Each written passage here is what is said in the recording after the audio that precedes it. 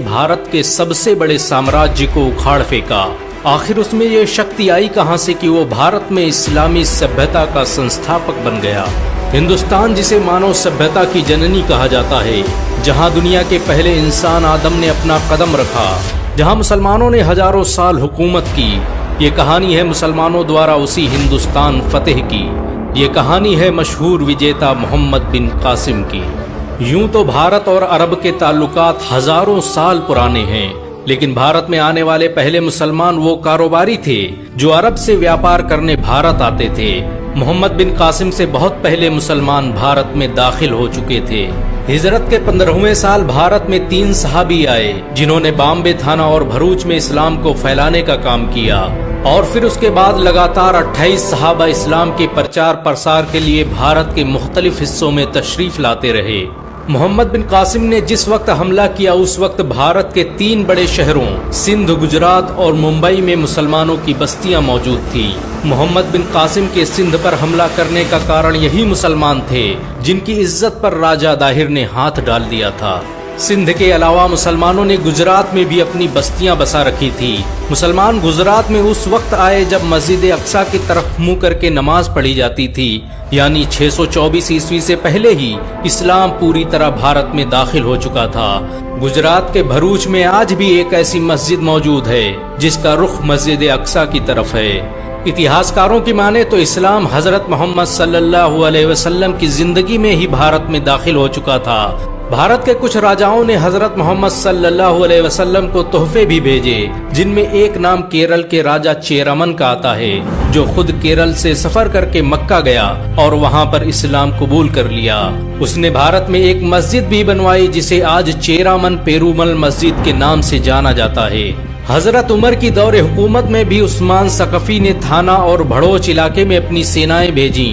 उसका भाई मुगैरा देबल की खाड़ी में इस्लाम का परचम लहराने में कामयाब रहा। इस जंगी मुठभेड़ के बाद भारत के बहुत से लोगों ने इस्लाम कबूल कर लिया और देबल के इलाकों में ही इस्लाम की तबलीग का काम करने लगे। देबल एक प्राचीन बंदरगाह थी जिसका ठिकाना मौजूदा कराची शहर हुआ करता था।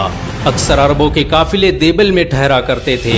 समंदर में सफर करने वाले नाविकों का ये एकमात्र ठिकाना थी, लेकिन यहाँ एक खतरा था, और वो खतरा था देबल में अपना ठिकाना बनाए समुद्री लुटेरों का। ये लुटेरे अक्सर मुसलमानों के काफिलों को लूटा करते थे। 711 ईस्वी में एक बार डाकुओं ने मुस्लिम हाजियों के काफिलों को लूटने के बाद उन्हें बंदी बना लिया। उस काफिले में कई औरतें और बच्चियां शामिल थी। उसमें एक औरत या हज्जाज चिल्ला रही थी। लोगों को तो समझ में नहीं आया, लेकिन ये खबर इराक के गवर्नर हज्जाज बिन यूसुफ तक पहुंच गई। मामला एक मुसलमान औरत की इज्जत का था और वो पुकार भी रही थी फारस के गवर्नर हज्जाज बिन यूसुफ को। हज्जाज बिन यूसुफ जालिम था, लेकिन इतना मुसलमान था कि किसी मुसलमान औरत की आबरूरेजी पर खामोश नहीं रह सकता था।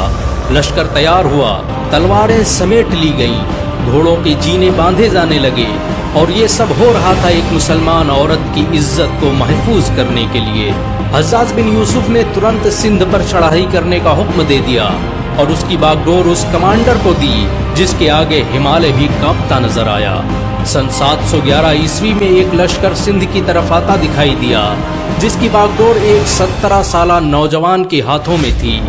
एक हाथ में इस्लामी परचम और दूसरे हाथ में तलवार थामे ये लश्कर किसी आंधी की तरह सिंध की सरहदों में दाखिल हो गया।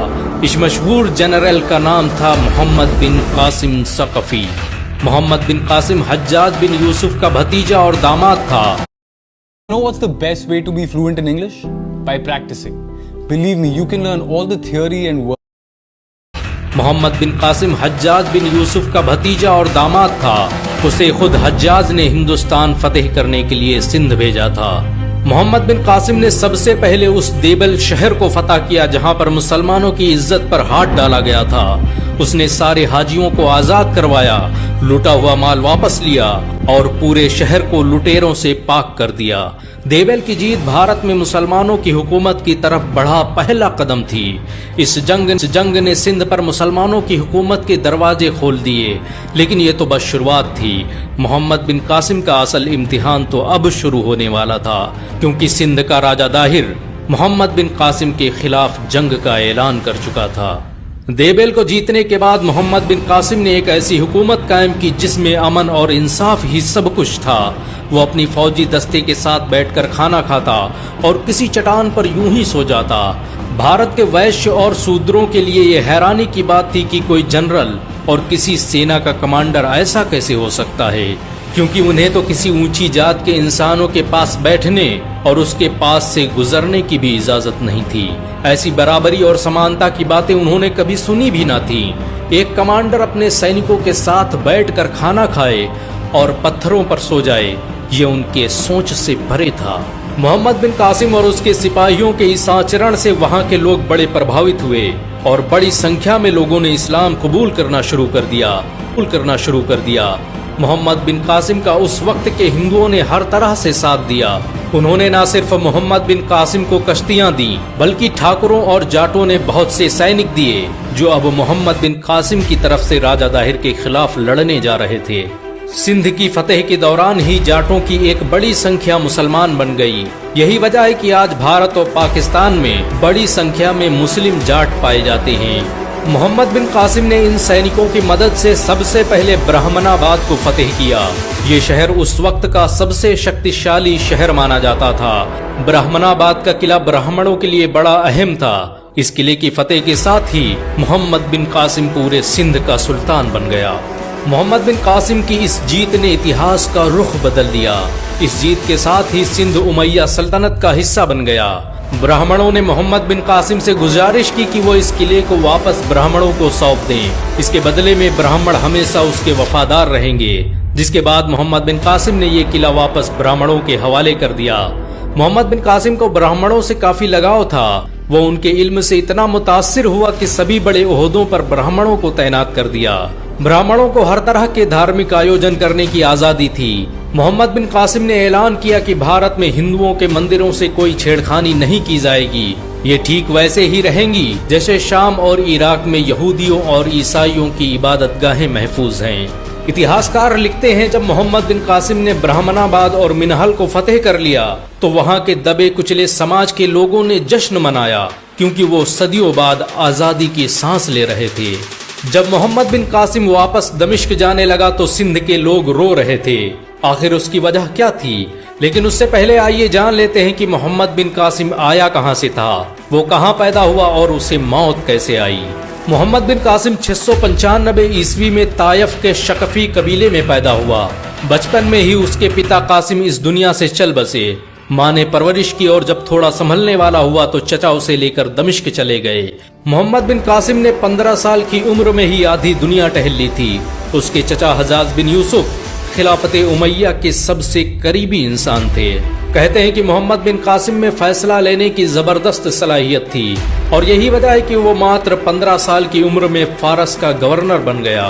फारस का गवर्नर बनने के बाद उसने ईरान और इराक के मुख्तलिफ हिस्सों में अपनी सेवाएं दी और फिर 711 ईस्वी में जब भारत में मुस्लिम हाजियों के काफिलों को लूटा गया तो हज्जाज बिन यूसुफ ने 6000 सैनिक देकर उसे भारत रवाना कर दिया। भारत में मोहम्मद बिन कासिम का कदम पड़ते ही एक नए युग की शुरुआत हो गई। उसने इस्लामी हुकूमत के उस बीज की बुनियाद रखी जिस पर चलकर आगे मुसलमानों ने 1000 सालों तक हुकूमत की। ये आपकी सुरक्षा के लिए। मुसलमानों ने 1000 सालों तक हुकूमत की, लेकिन मोहम्मद बिन कासिम ज्यादा अरसे तक जिंदा न रह सका। आखिर उसकी मौत की वजह क्या थी, या फिर उसे किसी ने कत्ल कर दिया था? इन सब के जवाब आपको अगले एपिसोड में मिलेंगे। भारत में इस्लाम सीरीज के अगले एपिसोड में हम ये भी जानेंगे कि मोहम्मद बिन कासिम के बाद भारत के मुसलमानों के साथ कैसा जुल्म हुआ। मोहम्मद बिन कासिम किसी के लिए हीरो हैं तो किसी के लिए विलन, लेकिन आपके लिए क्या हैं कमेंट में जरूर बताएं। अगर आप मोहम्मद बिन कासिम को हीरो मानते हैं तो इस वीडियो को लाइक और शेयर जरूर करें। ऐसी और वीडियो को देखने के लिए हमारे चैनल को सब्सक्राइब करें, घंटा जरूर दबाएं।